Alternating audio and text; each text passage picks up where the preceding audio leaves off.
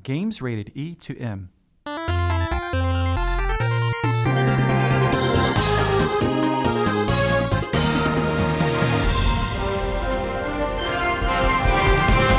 Welcome to Nintendo Power Podcast. On this first episode, we look back at Nintendo Switch in 2017 and discuss the creation of The Legend of Zelda Breath of the Wild with the game's developers.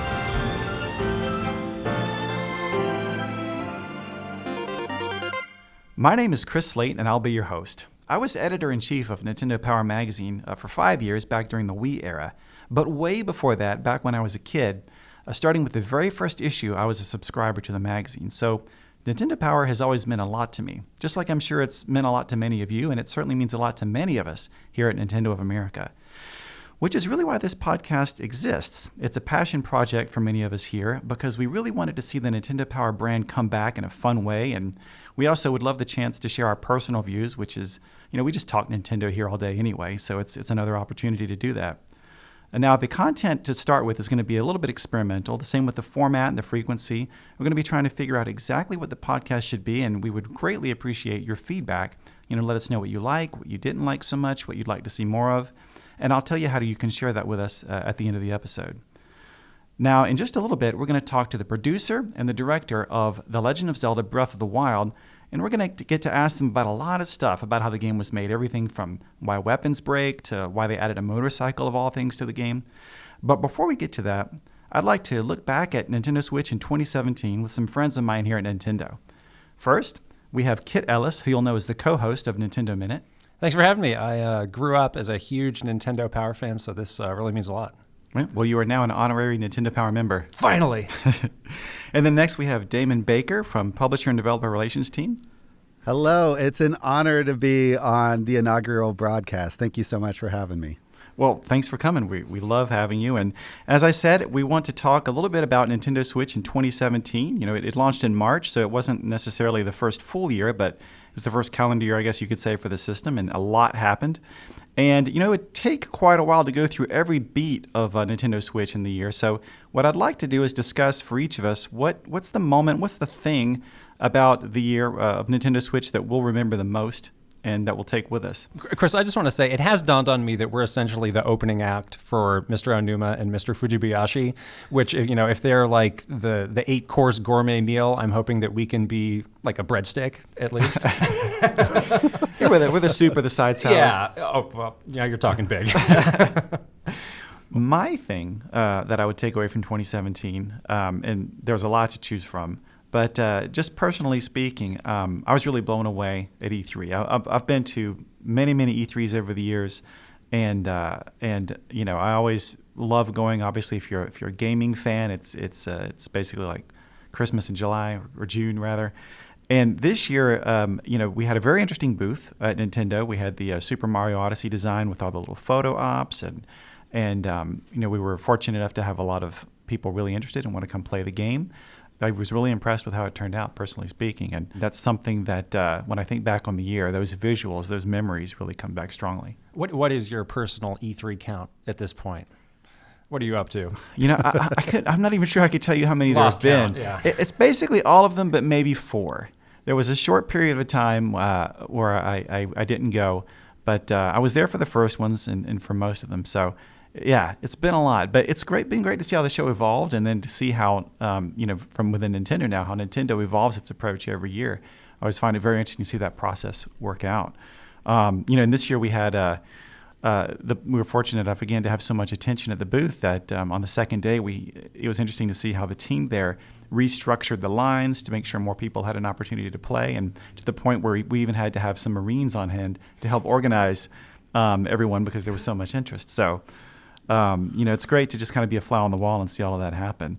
And then specifically for me, being such a big Mario fan myself, I was really interested to see Super Mario Odyssey and to learn a lot more about that game. And when that trailer showed up in the Nintendo Spotlight and you saw for the first time the capture mechanic, and then you heard Jump Up Superstar for the first time, which would stay stuck in my head for the whole rest of the year, that's also another personal highlight moment for me. It seemed like an extension of the year previous where we were focused on Breath of the Wild, and we really themed out the booth around that game. This year it was Super Mario Odyssey, and it was interesting to see people, coming to play the game, but then sticking around to just be in this space, this kind of recreation of New Donk City that we'd made, and we had some, really fun elements from the game that were brought to life. We had a real life Goomba stack, so I learned that I'm about 2.75 Goombas tall myself. But I think that's something that is special about the Nintendo E3 booth. It's a place where people come to congregate, and of course they come to play, but it's just got a really good feel to it. Yeah. Whenever I'm participating in E3, it's usually behind the scenes. And we're, doing a lot of meetings with our third-party partners. But it's always telling to me, I'd love seeing these major producers for franchises like trying out a game like Super Mario Odyssey for the first time. Like, you can always tell a producer or a game creator, because the first thing they do is they like grab the controller and then they press every single button to see what it does. And they're just trying all the mechanics. And you might see like a moon in the distance. It's like, no, just go over there and get that moon. But they spend like 15 minutes like trying every single possible move scenario that they can conjure up. Something else I think is really special for us about E3 is, getting to see the developers, watching people play their games, seeing their reactions of being amongst their peers, and having some special moments with them. And I had one with Mr. Yabuki, who's the head developer of ARMS, and he's not somebody that I had much time to spend with previously. Obviously, I knew who he was. He was in the January live stream, and he's been involved with the Mario Kart series before, but we were going to shoot a Nintendo Minute video with him, and we were sort of getting ready for that, and he's like, well, what do you guys want to do? And we were sort of talking through some ideas, and he's like, well, how about if I just show you how I play this game? And we're like, oh, this is like a personal tutorial from, the lead developer of the game. Yeah, we're not going to pass that up. And he was just so warm and so engaging, and, had just really personal way of showing us how to play the game. And we had just so much fun playing with him. Like we each went, head to head against him, and he was really, clearly not pulling out all the stops to beat us. He didn't need to either. But it was just, it gave me so much more insight into this game of what he and that team had given so much into ARMS to make it what it was. That was a really special memory.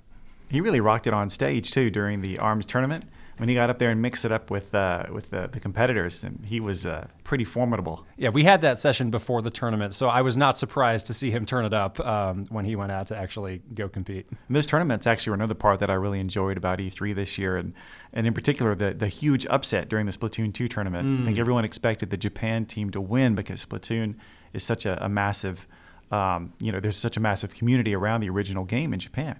But the U.S. pulled it out, and it was a fun surprise, and the crowd was really into it, and I was in there watching it along with everyone else, and that was just a lot of fun. I get to attend a pre-tournament, mixer for those players a couple days before the tournament happened, and I was really just a fly on the wall, but I was really impressed with kind of the sense of community and sportsmanship that they all had. These were people who obviously from different regions who probably didn't know each other at all before, and they were just hanging out, taking pictures with each other, being really friendly.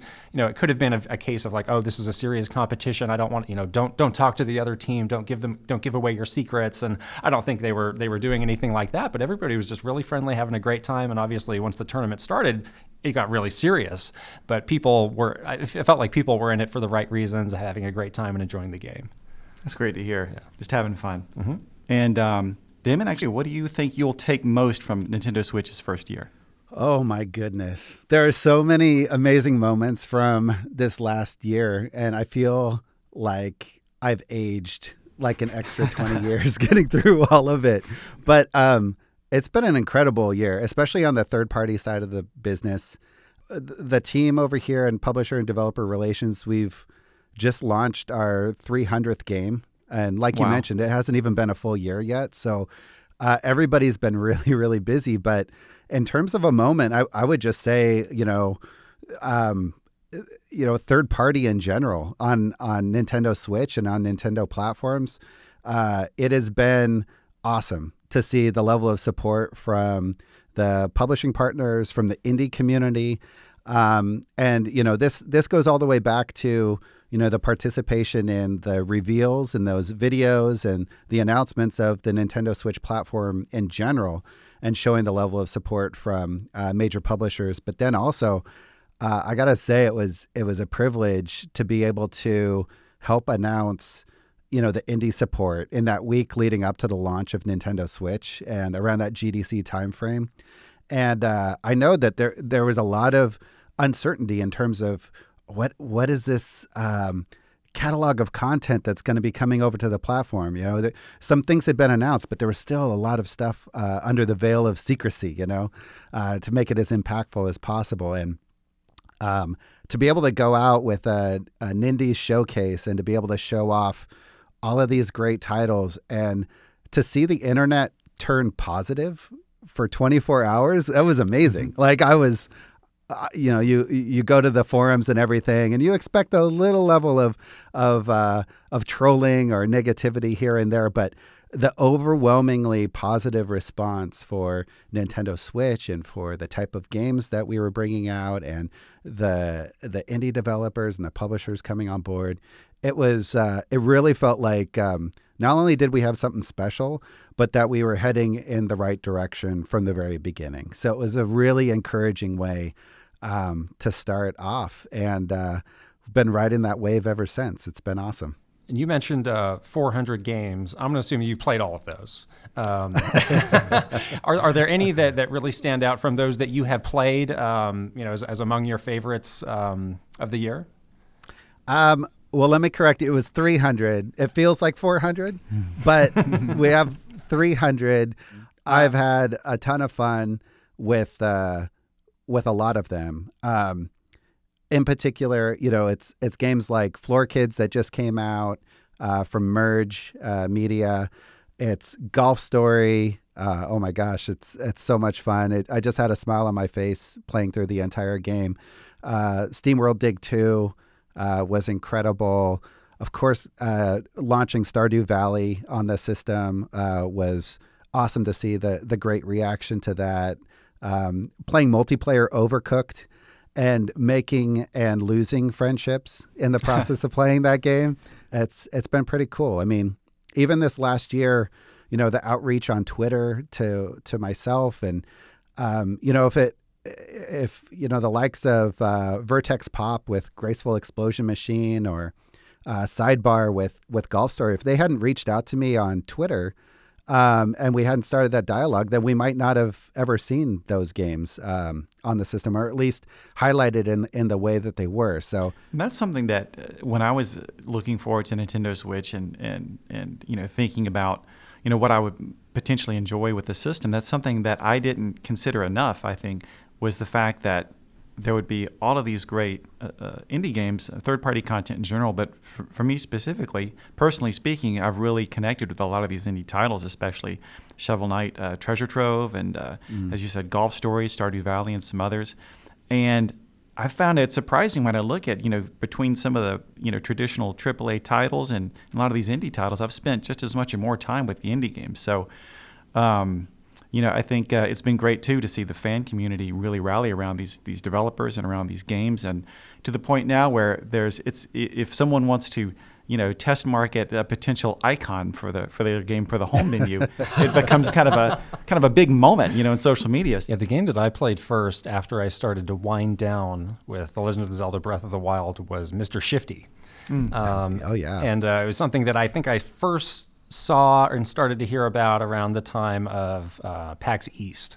And I didn't know much about it, and I thought, well, this might be a fun little, palate cleanse after the hugeness of Breath of the Wild. And it actually ended up being one of my favorite games of the year in a lot of different ways. It's a game I really enjoyed, and that's what I think is so fun is you can go from the big sweeping experience of a Mario or a Zelda, and then scale it down to really fit your mood, whatever you're in the mood for. If it's a multiplayer game, single player, you name it. Seems like we've there's a lot of different options out there. Shovel Knight's my go-to game on a plane. Like I've probably put 75 hours into that game, and I'd already owned it for Wii U and the 3DS. And then the Switch version is also the one that got my son hooked. He's only 7, so this is kind of after the Mario games, his next step up, and he got surprisingly good at it. It can be a tough little platformer, but now we got him a Plague Knight plushie doll, and he just wants like a Shovel Knight birthday party, and so it's just there's just so much great content there to pick from. Oh, it's amazing! Like especially brands like and franchises like Shovel Knight, like. They're so instantly recognizable now. They've grown to be such big, huge games that, like, I showed off my Switch to some friends that were over, and they had a 5-year-old boy, and he was freaking out because he was like, "Oh my God, you have Shovel Knight? Like, let me play." I was like, "How do you even know what Shovel Knight is?" I mean, it makes me smile.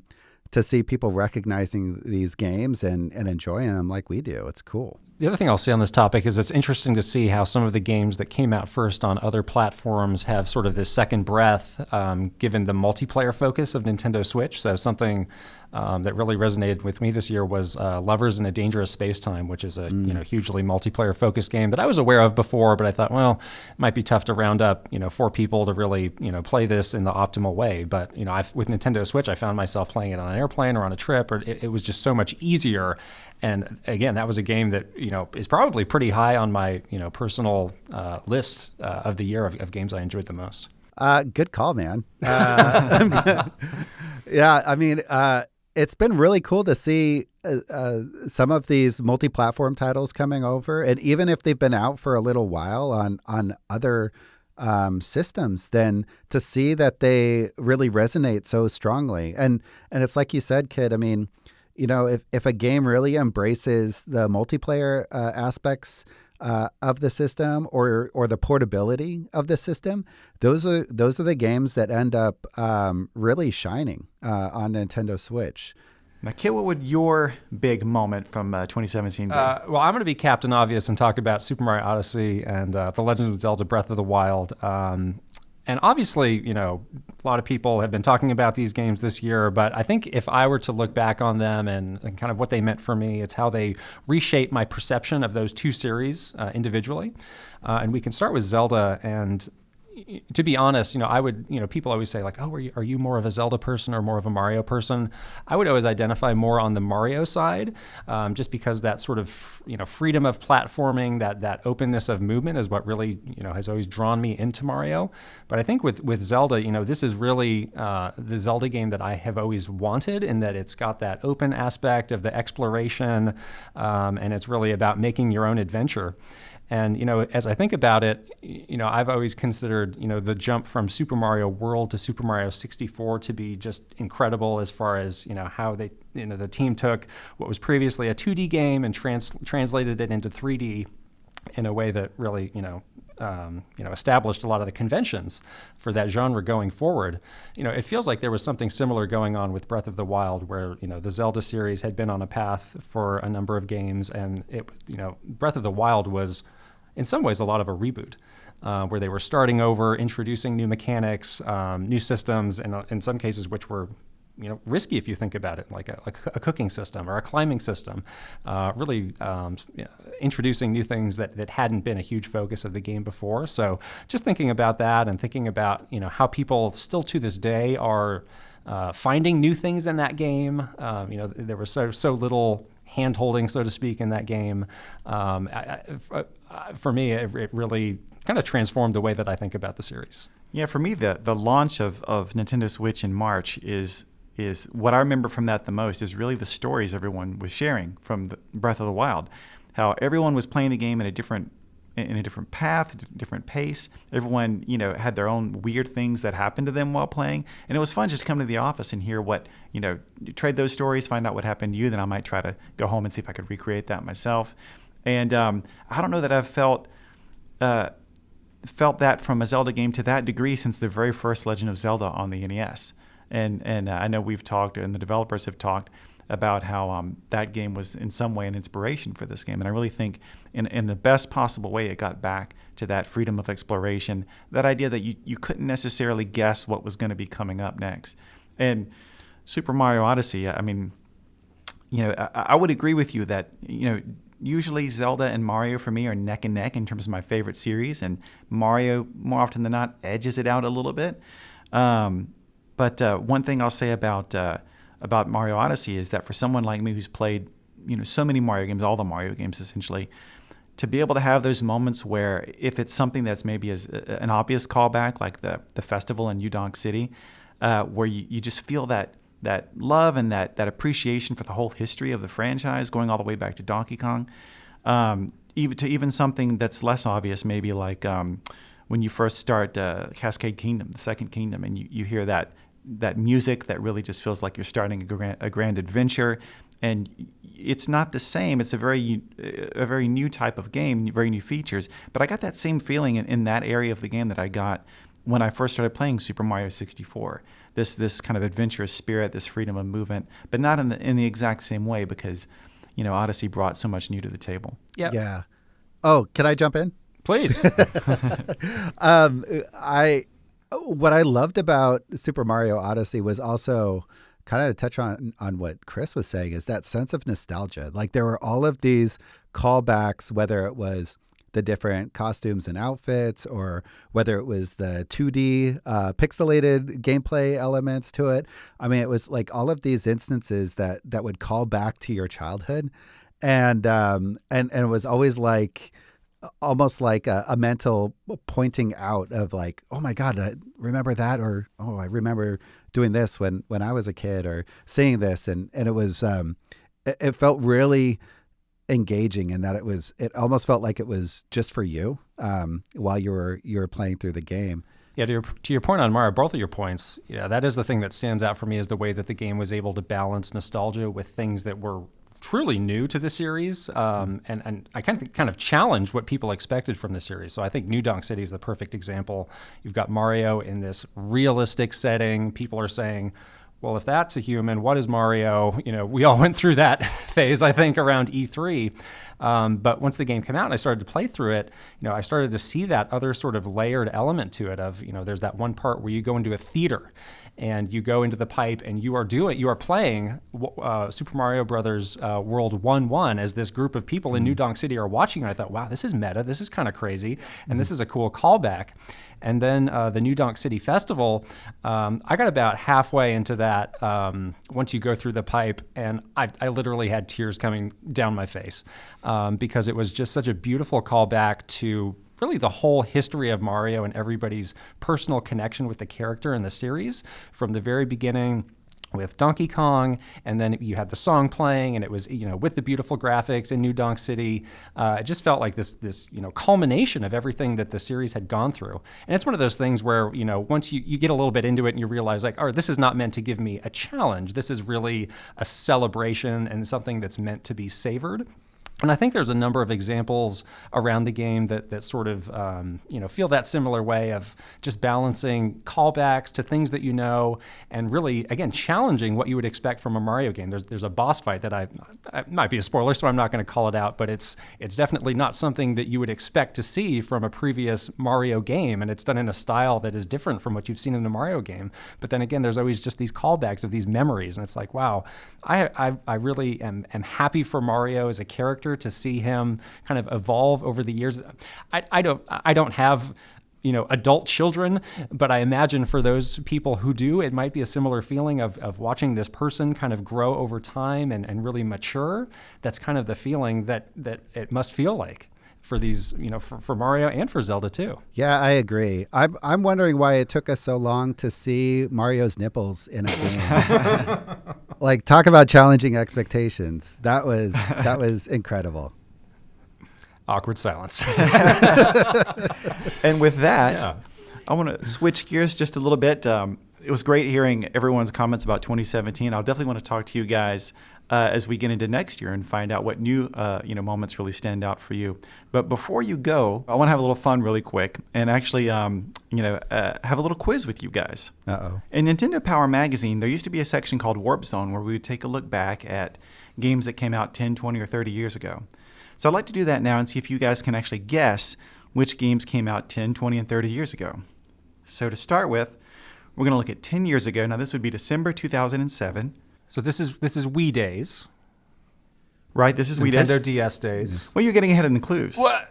All right, so the first clue is Sega published a long-awaited sequel for Wii that featured two kids and what looked like a flying purple jester. Any guesses? What was the name of it? I know the series. I don't know the exact name of the game. I'll give you a half point for Knights. the... that's correct. Knights Journey of Dreams. There we go. It was the only sequel ever made to the original Knights Into Dreams for Sega Saturn. All right, 20 years ago. Getting a little harder now. December 1997. I do appreciate that you're doing the math for us there. The math comes pre-baked in the Nintendo Power podcast. So Midway published a side-scrolling action game for the N64 that was a fighting game spin-off featuring a really cool character. Any guesses as to what that game might be? Mortal Cool Kombat spot. Legends Sub-Zero. Close. Oh, wait. No, it's not Legends. Mortal Kombat Mythologies. Sub-Zero. I'm really racking up the half points here. All right. Here we go. Final chance. I want a bonus point for saying it was Cool Spot. Every answer is just cool spot. So 30 years ago, December 1987, clues. Capcom published a classic side-scrolling action game for the NES that had some of the most infamous box art of all time. It has to be Mega Man 1. Like There the you go, original Mega Man 1. As only the third-party guy could deliver. I still think they should bring that box art back. Yeah, it's gone beyond bad and come back around to exquisite. Well, thanks again so much, both of you, Kit and Damon, for being on the first episode. And now let's switch over to my interview with the developers of The Legend of Zelda Breath of the Wild. I'm joined by two people who know quite a bit about The Legend of Zelda Breath of the Wild. First, I'd like to welcome the game's producer, Mr. Eiji Aonuma. Thank you for being on the show. Yeah. Hello. And next, the game's director, Mr. Hidemaro Fujibayashi. Thank you for coming. Hello. At this point, a lot of players have spent a lot of time with The Legend of Zelda Breath of the Wild, so I'd like to go behind the scenes a little bit and find out how the development team came up with some of the game's features, characters, and other things. There may be some minor spoilers here, but we're not going to give away anything big, any big story points or the final boss fight or anything like that. Now, to get started, first I'd like to ask what it's been like for the development team to see the game get such a positive response from players and critics. 僕の方からはいとにかくやっぱり嬉しいですね So, first things first, I'm just very happy that Breath of the Wild is positively viewed by players, and as a developer, it's the best thing we could ask for. So obviously we've been working on the Zelda series for a long time, but with this game, what we tried to do was break up a lot of the long-standing conventions of the series, and so we had questions about, how will fans react to that? And will we be able to attract new fans? And it was very scary because perhaps people would have hated the game. But in the end, we managed to garner a lot of support, and seeing that support has just been absolutely amazing. Starting with some of those new things, I'd like to start with these new versions of Link and Zelda, both from the way they look to the way that the role that they play in the game. They're quite a bit different than what we've seen before, and I was hoping to find out where those ideas came from for them this time and what the goals were with these characters. リンクに関しては So as for Link, we wanted to make Link look a lot cooler in design than Skyward Sword, but also we wanted everybody to be able to relate to Link, to be able to like him, in no matter what kind of form. So we designed him that way. As for Zelda, we kind of portrayed her more like a sister-like figure, and not necessarily an age, but just kind of that maybe a woman that's a little bit older or mature. So actually, I think the first time we really kind of solidified the Link design, or for this title, or we started to solidify it, was when we first showed a trailer for the then not yet titled Breath of the Wild. It was just the new Zelda game, but you have that moment where he's facing off against the Guardian. He jumps off the horse and he pulls the arrow back and shoots it, and he has an expression on his face that's kind of troubled. It's kind of sad. We initially were going to have him have more of a triumphant look on his face, and we thought that doesn't really fit this Link. He should look more kind of consternated, I suppose. And, when we figured out that, that's the face he has to have, a lot of other things for this Link and his design and like who he should be really started to fall into place. 一昨年じゃないね、先一昨年ぐらいだね。Yeah, probably 3年前。3年前ぐらいですね。Yeah, not he said 2 years ago, but actually 3 years ago. ちょっとね、最近年を取ったんで昔のことすぐ忘れてしまう。I'm getting old, so it's hard to remember sometimes. So Link is not just a character that portrays justice, but we also wanted to incorporate that he has history in the past. He has something dark side to him. So we didn't want to just portray him as a go-getter. We wanted to have him have kind of a secretive past. And so did all of that, the idea of the tragic past and then kind of what happened 100 years ago and that extra weight on Link's shoulders really come about from the work that was done on that original teaser trailer? So in terms of the kind of specific story beats and the setting, we had it designed, we had that planned and figured out then. It was more a matter of, since he has that in his background, how do we need to make him look? So it was more the setting influencing his design. So at that time, we already had the story beats and the story ideas of Link being someone who's waking up from the past, doesn't know who he is, and coupled with that, having him be someone who was this kind of like go-getter who's thinking, oh yeah, let's go do this, let's get this taken care of, wouldn't really fit with that background and that story idea. So it was really the relationship of the story beats and the story ideas we already had with his design that ended up influencing the design, and we ended up with the Link that we have. Continuing this theme of new changes for Link, obviously his actions in the game expanded quite a bit this time. Most notably, he's now able to climb anything in sight, and he also can soar with the paraglider.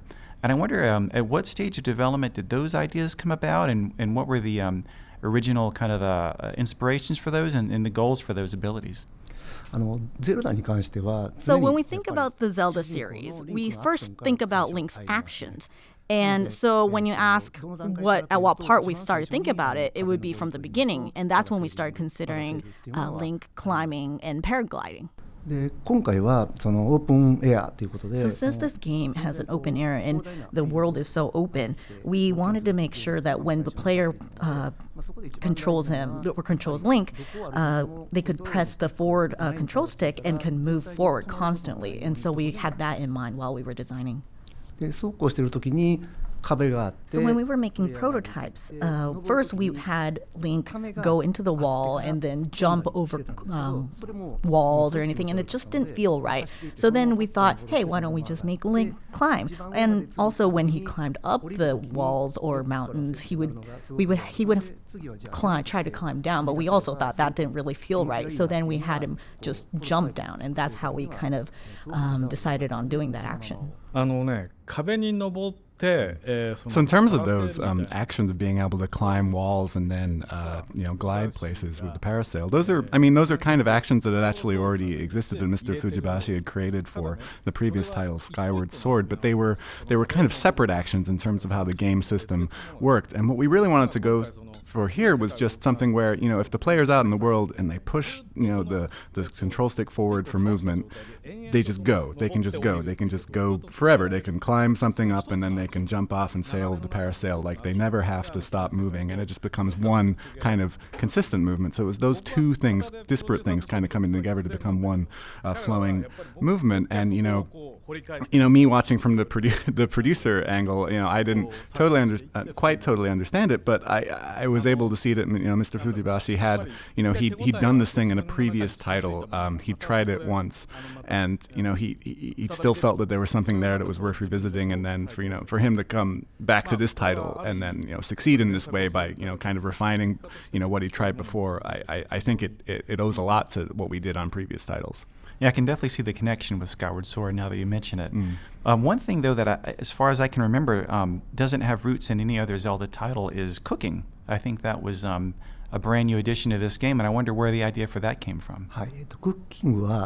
So when we talk about cooking, when we were thinking about the game action and also the scenario, we definitely wanted to incorporate a feel of adventure. And in that big world, in the big field, we were thinking what could kind of portray that. And one of the things was camping or the survival. And so we thought it would be a great element to add in. if we could incorporate cooking. でそれを、最初はもっと複雑 So な initially when we were thinking about Breath of the Wild, the cooking system was much more complex, but we wanted to make it easy and fun. So in the final version, we kind of ended up with that pot system where people could throw in ingredients into the pot. でさらにそのシステムはシステムなんですけど So やっぱり also 見た目 we も definitely paid detail to the looks of the food. When, for example, when Link's eating, or the food when it pops out after dust a cloud, we just wanted to make it look delicious and for players to be excited when they're venturing to see these delicious foods and use them. And we also didn't want to make it too realistic for that reason. But yeah, it just we wanted to make sure that the visual was also there too. 料理で So obviously in this game, cooking is one of the main ways, or really the main way that you restore your health. And previously, in Zelda games, you would cut grass and there'd just be hearts, and then your hearts would get refilled. And now in this game, that's turned into you have to cook, which is obviously a very big change. To talk a little bit about how that became the healing system. Initially, we had basically a hunger system in the game where Link would move around and he would just continuously get more hungry, and then if he got too hungry, he wouldn't be able to move anymore. And then you would need to cook something and eat something, and it was just a bit annoying to play because you'd move around a lot, and then you'd be like, oh, I have to cook now, so I'm able to keep moving around. So it became more of a chore than anything else. So we kind of thought about, well, how can we make it fun and make it something that people want to do? And that's how we ended up making it the healing system. And I think if we just say, all right, in this game you're going to cook to heal yourself, it kind of makes you think, well, why did it end up like that? But when you look at the development process, it ends up just being kind of a natural conclusion to the process of trying to get the cooking system in the game. It also seems that it gives players a little more flexibility because of some of the stat bonuses, to approach things in different ways, or maybe even for more beginner players, a way for them to help them overcome some of the challenges. So I imagine that was a goal as well. あれには他にも種類があって、So as for stats, we were thinking, a lot of the times we didn't want to add explanations. So when people made the food, we were hoping that they would find new knowledge by cooking the food and seeing these bonuses, or, maybe imagine when they cook, perhaps this is what the effect that this food will have. And so we wanted players to keep on finding new things and finding new information. And another new element of the game that I believe was new to Breath of the Wild were runes. Obviously, there were items and weapons in past games, but runes were handled quite a bit differently. And one aspect of that was the fact that you get them straight at the beginning of the game. And I wonder how you came about with, or rather how you settled on the selection of runes that are in the game, and what that trial and error process was like in getting those just right. So initially we were thinking about perhaps getting items like in the older Zeldas, just in order. But when we considered that this world was an open world and a free world where players can go anywhere, we thought perhaps providing them with what they need from the beginning was important, and especially if players are going to play not in order or not in a specific sequence, we thought it would be very important to have these tools from the beginning. And so when we were thinking about items or runes, we were thinking of perhaps doing that from the early stages of the development. さっきクッキングの時にも藤林が言ってまし And た I think 今回 just の to ゲー touch ム on, で Mr. Fujibayashi talked about this with cooking a bit as well, but we had a very strong kind of principle of this game that we didn't want to tell players what they could do with what they had. We just kind of give them the systems, give them the items, and you get them and you think, well, what can I do with this? And then you go out in the world and you encounter different things and you try different things out, and then you kind of realize, what you're able to do, because you get those runes right at the start and you think, okay, well, what are these? And then you go out in the world and you travel around and you encounter lots of different things and you take out the runes and you try lots of different things, and you get your own hypotheses that you sort of test in the world, and then you get that feeling, when something works, it's just like, oh, I was right, I could do that, I thought I could do this, and I was right. And we wanted people to have that experience over and over again, just like constantly having things to test and then, realizing, oh, that's what I can do, I was right. So continuing on the theme of new elements to Breath of the Wild that weren't in previous Zelda games, this is the first time where Link's weapons could actually break, and you couldn't reuse them endlessly. And of course, there were many, many more weapons in this game.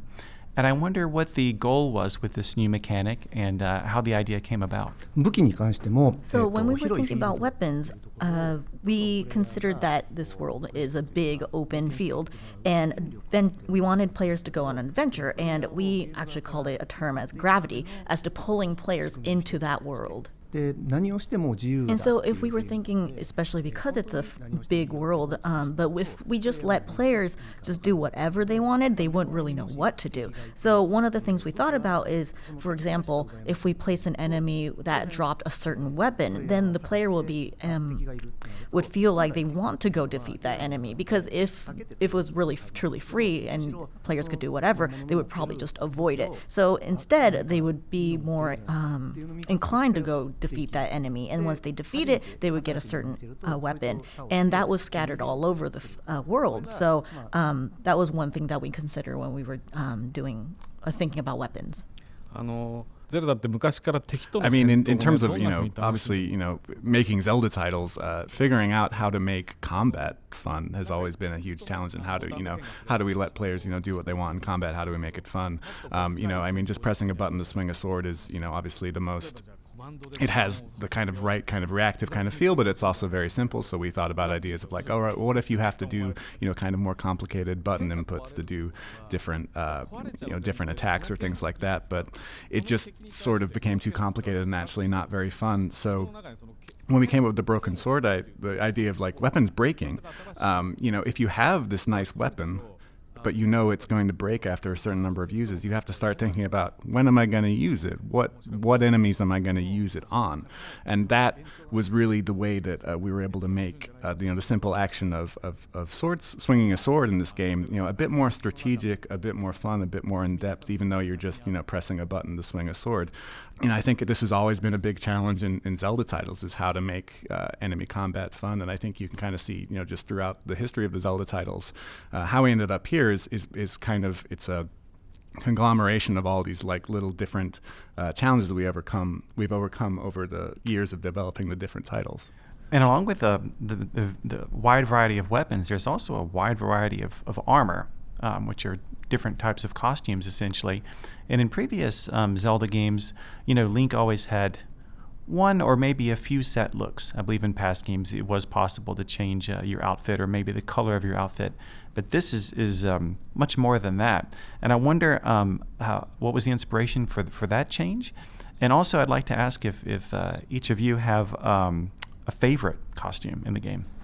So when we were thinking about clothing, we thought about the cycle of the game and how there should be new findings in the world. And also another thing to consider was how to adapt to the world. Because the world consisted of areas that were like cold or hot, we thought that clothing would be a good way to adjust to that. And also one of the things that we did want to make sure was that it was just not one way to get to a certain area. For example, if it was the cold area, we wanted to make sure there were different ways to adapt to that climate. For example, players could use food or they could use clothes. And by doing that, there were just many ways to adapt to that. And also we thought, many looks would be fun for players to get to choose from. So when we were thinking of clothing, that's how we kind of thought about it. And so my favorite outfit is the Hyrule Soldier's outfit. My reasoning is it kind of looks cool.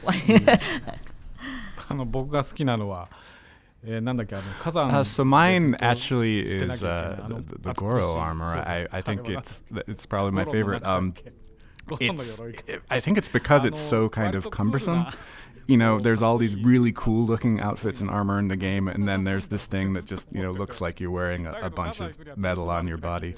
But I really like the way that it kind of impacts how you play the game, and like it kind of looks like difficult to walk and move around in. So I feel like that kind of impact of it is really cool. Right, and that takes me to the fact that in lots of previous Zelda games, well, all of them really, there's always very memorable characters that you meet along the way. In this game, however, there's, I think, some very special characters in the champions. And I was wondering what the inspiration were for these individual champions, how they were created, and also to follow up on the last question, if you have a favorite champion as well. When we were thinking about champions, we were thinking about the scenario. And first we thought, Hyrule isn't consistent of just the Hyrule people, it's with other races. So when we were thinking about a big enemy like the Calamity, we thought perhaps Hyrule and these other races work together, and perhaps the leaders of those each races would represent and work together with Zelda representing Hyrule and Link as the hero. And we thought that concept and that storyline would be a beautiful way to illustrate this game. And so especially when we're thinking about the races, we thought maybe Gorons are strong. How would they be at this point in Hyrule? How about the Gerudo Chief? And that's how we kind of drew our inspiration, and that's how the champions were born. So obviously in the Zelda series, you always have Link as the main character, and that's who you control. But he's going on this huge adventure, and it's kind of lonely if he's by himself. He doesn't have anyone to help him. So when we're making the games, we'll always think, okay, well, who's gonna help Link? Who's gonna be his friend? Back actually when I was directing Zelda titles, I had this idea that there would be, kind of 4 different, strong warriors or knights in Hyrule, and I actually kind of thought about like calling them the Hyrule 4. It's been interesting to see that, we sort of ended up in this game having that same sort of idea come about, and I didn't talk about that with Mr. Fujibayashi at any point. It just kind of naturally happened. It's funny that I think, people working on the Zelda titles, we're all kind of sometimes thinking about the same things. And do either of you have a favorite champion, or is it too hard to pick? So if I had to pick, I've been saying Urbosa. It's because she's strong, she's kind and beautiful, so she meets that trifecta, and considering that, she's my favorite. For me, my favorite was Urbosa as well, but now that the second DLC is out, I think it's based on what happens in that story. I think I actually like Mita the best now. I think just kind of based on what you learn in that DLC, how she ended up as the symbol that she is within the game. I think if people play it, they'll understand. But yeah, she's my favorite now. Now, closing out this theme of things that changed in Breath of the Wild compared to previous Zelda games, I'd like to ask how you arrived at the combination of shrines and divine beasts. Obviously, in past Zelda games, players might be more familiar with, I guess, what you would consider more traditional dungeons or labyrinth-type areas in the games, which you still get a lot of the same puzzle elements in Shrines and Divine Beasts, but it was quite a different approach, and I wondered how that came about. So in the past Zelda games, one dungeon was very, very long. And because this game had a very wide field to explore, and one of the themes that we had was finding things. And so we were thinking about what the ratio is for finding shrines while players wander around the field is good. And when we calculated that, we kind of ended up with 100 or more shrines. And as for size, we thought about perhaps making it long, big dungeons, but then that would take long and players would dedicate their time too long in the dungeons. So we thought perhaps one shrine is probably maybe 10 minutes worth of gameplay would be a good amount. And when we considered that each shrine would take around 10 minutes, we thought that maybe for a Zelda title, it wasn't enough. It wasn't meeting that dungeon feel for the game. So we thought maybe for this game, we could incorporate a big dungeon and perhaps one that moves or one that incorporates kind of a gravity movement or system. And so we considered a big dungeon, and that's how we thought about the Divine Beasts. And so initially when we were thinking about the Divine Beast, we thought about something that could be seen from afar and maybe like a humanoid form. But then because these champions were controlling Divine Beasts, we thought, well, maybe it would be interesting if the Divine Beasts themselves were a dungeon. And so then that met the requirement of a moving dungeon and also something that could be seen from afar. And that's how we kind of came up with the idea of the Divine Beasts. So one thing to add about the shrines is that obviously when you discover a shrine, that then becomes a warp point for you. It's a place you can warp back to, which is obviously very important when you're have this huge game world to have areas that you're able to warp to. And the reason we put that in is because if you discover a shrine but you're not able to finish it, and you think, oh, I'm just going to have to walk all the way back here at some point, that's kind of a disappointment to players. So we decided, okay, well, we've got to have them be warp points. You got to be able to warp to there. And the way we came about, decisions like that was, we didn't just like have all of this down on paper and then make the game just based entirely on, the design we had at the beginning. We would put things in the game, and we would actually, walk around the game world to try it out. And then, realize, as of this was like, oh, well, we got to have that as a warp point or else, people would just be annoyed. So that was really the spirit in which this game was made, is like us actually playing it and realizing, oh, this needs to be in there too. I'd like to talk a little bit about a couple of monsters. And to start with, dragons. When you first encounter a dragon, it's a very unique moment in the game and not at all what you'd expect based on what you've seen from dragons in past games. Normally, if you come across a dragon, you can expect a big fight, or maybe it's a tough fight you have to run away from. But this is almost, when you encounter a dragon in Breath of the Wild, it's almost peaceful. And it's a very unique experience, and I wondered what the inspiration was behind the use of dragons in this game. As for dragons, just like as I spoke just earlier, we wanted to incorporate something that could be seen afar, kind of like the divine beasts. And so we thought we definitely accomplished that with the divine beasts, but we also thought we could incorporate a little more, and that would be great. And so we wanted to incorporate something that was a little bit romantic. And maybe it's because I'm Japanese or the team was Japanese, but instead of having that battle scene or something kind of something that will have an adrenaline rush, we thought something mystical, maybe something serene and kind of a different experience would kind of make the adventure for the player be more exciting. And that's why we decided not to make it necessarily like a battle. And just kind of addressing the idea of how Japanese people portray dragons, we kind of wanted to incorporate that feel of like godliness, or maybe something more serene. And so just in lots of kind of Japanese folklore, there's often stories where dragons are basically incarnations of God. So I think that might be part of the reason why we incorporated that in this game. Now, the exact opposite of a serene feeling is when you encounter a Lionel in the game, which is very tense, almost like a boss battle. And in fact, they can even be quite a bit more challenging than certain bosses, I think.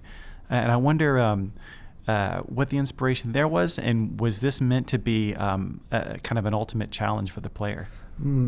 So we thought of Lionels because we definitely wanted to incorporate a strong enemy, but also we didn't want to make it so the player goes to a room and then there's a boss fight, kind of a set-up scenario. We wanted to make sure that in Breath of the Wild it was an adventure, so players would randomly encounter these and suddenly have to be adjusting their situation and have that feel of adventure. And so when we're thinking of strong enemies, we remember that in the first Zelda game, Lionels were known to be the strongest one, and Lionels never appeared in other Zelda games, so we thought we would refine the design and it would be a perfect fit for Breath of the Wild. Now, there's a character in the game who isn't a monster himself. His name is Kilton, but he apparently really, really loves monsters, and even will sell monster parts and some other weird items. And he's such a unique character that I feel there has to be a very unique story about how he was created. So when we were thinking of Kilton, so actually the planner that was designing him needed someone to sell unique items. So apparently it was kind of based on that planner. And so I think the designer probably made a sketch of the planner, and then that's how maybe perhaps it kind of got to become Kilton. That's great. I guess if you're on the team, you have to be careful that you don't end up in the game yourself.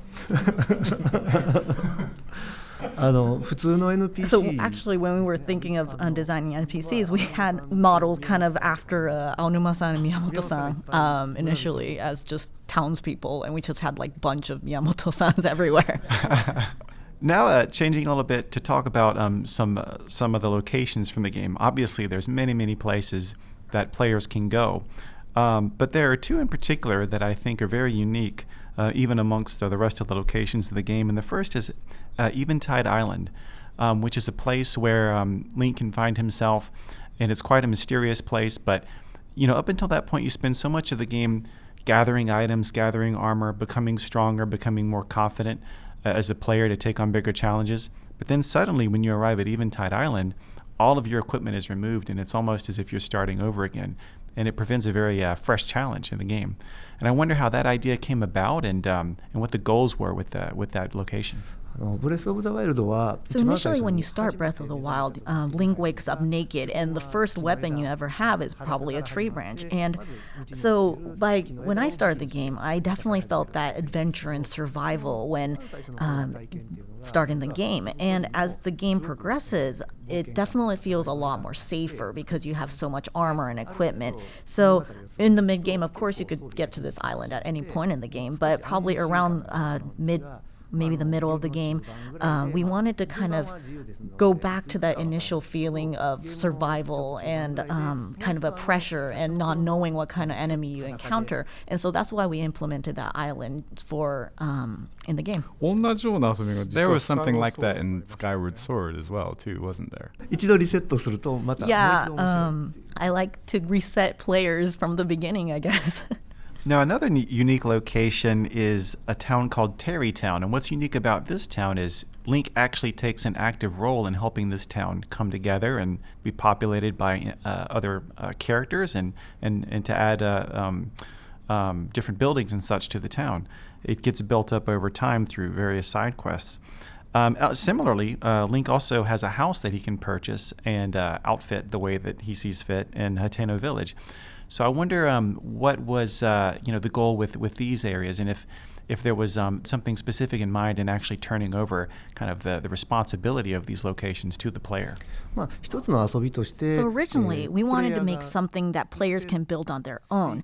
The backside of that story is actually when we were creating the game, planners wanted to create a part of a game or a challenge that could use game design tools and not rely on the programmer. So that's how Terrytown and also the house came about. Now, like I said, building up those towns, I guess you can consider our side quests, and the game has many, many side quests, little adventures that Link can go on to help people in addition to the main story. And I wonder if either of you have a favorite side quest in the game. If I had to pick one, I think shield surfing down the snowing mountain is my favorite. Why is because it kind of matches just the theme of Breath of the Wild, where you have to reuse your resources, and usually you would use like a snowboard, but in this case you would be using your shield, your items. And I thought that really represents how Breath of the Wild is and how you have to be resourceful. And also, it's fun. So something that was particularly memorable for me is I think it's in Hateno Village, but there's a girl there who wants I forget exactly why, but you have to catch a bunch of crickets. Just a bunch of crickets, and so there was actually a time in the development of the game where basically the crickets weren't working. Like, you couldn't really find them in the game, and that was the case when I was trying to do this side quest. Completely unbeknownst to me, I was trying the entire day looking for crickets, and I couldn't find any, and then someone on the team told me, oh yeah, that's not working in the build right now. And I was like, what? So when it was finished, did you go back and have the satisfaction of finding all those crickets? I did go back and I was able to complete it, but even when they're there, the crickets are hard to catch, so it was pretty frustrating. Now the game is filled with little Easter eggs and references to past games in the series. For people that have played a lot of the other Zelda games, I think they can spot certain things that seem a little familiar, maybe a little different.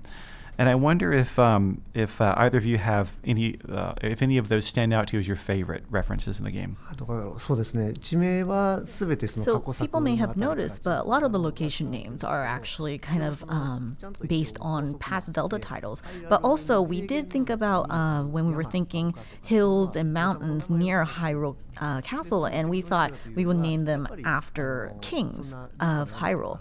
And so, it's kind of, if people are interested, it would be kind of an interesting thing to look at and perhaps think about why that is named that way. And so that might kind of add a different perspective while you play. Just to talk a bit, on that note about the music, I mean, obviously with all Zelda titles, we kind of have this kind of like, Zelda's style of music, different like bits of melody that come back and are recognizable to fans of the series. But with this game, we really did something totally different. And I think, there's a lot of people who probably play the game and they think, when am I going to actually hear that kind of something I recognize from the Zelda music kind of catalog? And There are moments in the game, that come at different situations where you get just a little bit of flavor of that. And one of them is, when you get on a horse, you'll hear like just tiny, like a little bit of it. And I think, finding that kind of like musical Easter egg is something that's fun for people too. Now, this game, as we've discussed, has many, many new systems. It's a very, very big, expansive world. And then when you bring in all of the different play mechanics, I imagine this must have been a very challenging game to test and balance throughout development. And I wonder how you went about that. So from the beginning, we knew that this was going to be a big-scale project, and so we thought about adjustments from the very beginning. And so what we did was we would all the players' data from their PC collected into one and have it analyzed. And so once we collected that data, it would just display on one screen. And I think I mentioned this before somewhere, but we had 300 people play test the game. And that information with their name and how many hearts they had or how many times they died would be just shown on the screen. Speaking about this broadly, so we would also be able to look at where these players went. So initially you would see a cluster, a lot of people at the Great Plateau, but then they would disperse, and then we could take a look where they died, or we would also see some people just taking a completely different route than we expected. But it made the process very easy to because we were able to see where players went in just one screen. And interestingly, the Hero's Path that was released, that function that was released in the DLC, that's actually something that was initially a development tool for us to be able to, track a player's progress, see, what happened to them, where they went, and what they did, that we ended up, kind of changing into a fun feature for players and releasing in the first DLC. Speaking of the DLC, we now have 2 DLC packs, DLC Pack 1 and DLC Pack 2. And they add a lot of new functionality to the game, a lot of different things. And I wonder, what was the process like for determining what would be given, or rather provided as DLC, and how did those concepts come about? For DLC 1, we consider the people that have been already playing the main game, and we thought perhaps now they kind of want more of a challenge, and that's why we decided to release that one first. And for DLC 2, we thought players would probably want to know more about the story in depth, and so we thought, why not share the untold stories about the champions? And so therefore, in the Champions Ballad, we decided to kind of incorporate that. I think for me the most interesting thing in DLC 2 is the bike, the motorbike, which is actually a hobby of mine. But I think it was when we were just about to start work on the first DLC pack, and I sent an email out to Mr. Fujibayashi and some other people on staff saying, "Oh man, I'd really love to ride a motorbike through that world, through the Breath of the Wild world." And the response, everyone kind of just came back and said, "No, you can't do that. That's crazy." And I thought, oh well, and sort of gave up. But when we got to making the second pack, the second installment of DLC, I got to thinking, we need to have some sort of reward. There needs to be something that we give the player when they overcome all the challenges in this new DLC. And hey, couldn't we just give them the bike? We could give them a motorbike? And Mr. Fujibayashi came back and said, well, Link never had his own divine beast, and